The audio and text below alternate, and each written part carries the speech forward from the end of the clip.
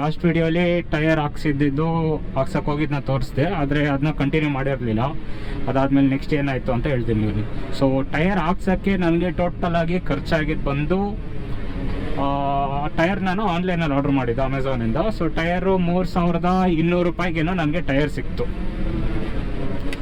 So 3200 3300 I think 3200 change, round figure 3300 ಅಂತಲೇ ಇಟ್ಕೊಳ್ಳೋಣ.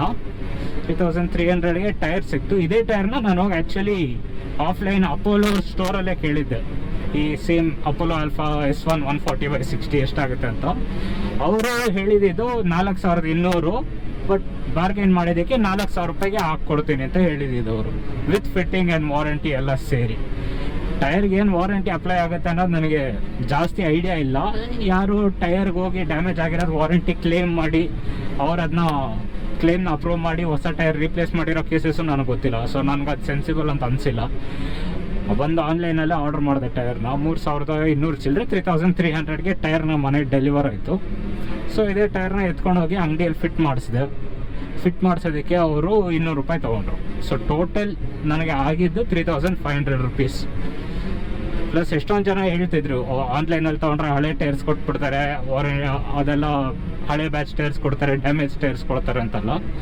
So ನನಗೇನು ಟೈರ್ ಡ್ಯಾಮೇಜ್ ಆಗೇನು ಬಂದಿರಲಿಲ್ಲ. It was in perfect condition.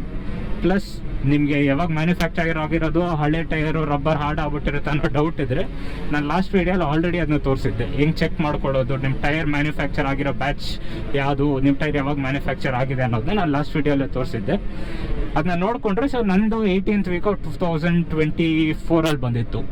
So 18th weak ಅಂತ ಇಟ್ಕೊಂಡ್ರೆ ಆಲ್ಮೋಸ್ಟ್ ಅಪ್ರಾಕ್ಸಿಮೇಟ್ಲಿ 4th ಮಂತ್ ಅಂತ ಅಂದರೆ ಏಪ್ರಿಲಲ್ಲಿ ಮ್ಯಾನುಫ್ಯಾಕ್ಚರ್ ಆಗಿರೋದು ನಂದು.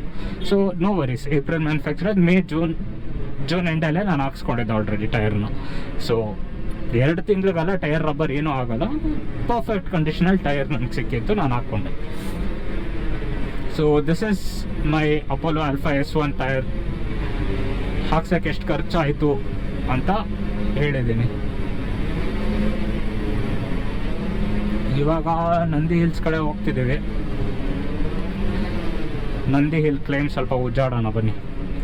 ಉಜ್ಜಾಡೋಣಲ್ಲ, ನಂದಿ ಹಿಲ್ಸ್ ಕರ್ವ್ಸ್ನ ಸ್ವಲ್ಪ ಬಾರ್ಸಾಡೋಣ. ಇವಾಗ ಹೊಸ ಟೈರ್ ಹಾಕ್ಸಿ ನಾನು ಸ್ವಲ್ಪ ಆಲ್ರೆಡಿ ಓಡಿಸಿದ್ದೀನಿ, ಒಂದು 100-200 ಕಿಲೋಮೀಟ್ರ್ ಆಲ್ರೆಡಿ ಓಡಿಸಿ. ಮ್ಯಾನುಫ್ಯಾಕ್ಚರ್ ಆದಮೇಲೆ ಸ್ವಲ್ಪ ಪಾಲಿಶ್ ಆಗಿರೋ ಲೇಯರ್ ಎಲ್ಲ ಇಷ್ಟು ಒನ್ ಆಗಿರಬೇಕು. ಸೊ ಪ್ರಾಪರ್ ಗ್ರಿಪ್ ಇರಬೇಕು ಟೈರಲ್ಲಿ. ಅದನ್ನ ಟೆಸ್ಟ್ ಮಾಡೋಕ್ಕೆ ಇವಾಗ ನಾನು ಇಲ್ಲಿ ಬರ್ತಿರೋದು. ನೋಡೋಣ ಕರ್ವ್ಸಲ್ಲಿ ಗಾಡಿ ಹೆಂಗೆ ಹ್ಯಾಂಡಲ್ ಆಗುತ್ತೆ ಅಂತ. ಮುಂದ್ಗಡೆ ಇರೋ ಟೈರ್ಸು ನಂದು ಒಳ್ಳೆ ಕಂಡೀಷನಲ್ಲೇ ಇದೆ, ಹೊಸದಾಗಿ ಹಾಕ್ಸಿದ್ದೆ. ಅಂದರೆ ಹೊಸದಂದರೆ ಆಗಿರಬೇಕು ಒಂದು 2000 ಕಿಲೋಮೀಟ್ರು, ಬಟ್ ಫ್ರಂಟ್ ಟೈರ್ಸ್ಗೆ 2000 ಕಿಲೋಮೀಟ್ರಲ್ಲೇ ಏನೂ ಲೆಕ್ಕ ಇಲ್ಲ. It's almost as good as new tyres. ಹಿಂದ್ಗಡೆದು ಹೊಸ ಟೈರ್ಸ್, ಸೊ ಏನು ಟೆನ್ಷನ್ ಇಲ್ಲ. ಬನ್ನಿ, ನಂದಿ ಹಿಲ್ಸ್ ಕ್ಲೈಮ್ ಸ್ಟಾರ್ಟ್ ಆದಾಗ ಮತ್ತೆ ವೀಡಿಯೋ ಸ್ಟಾರ್ಟ್ ಮಾಡ್ತೀನಿ.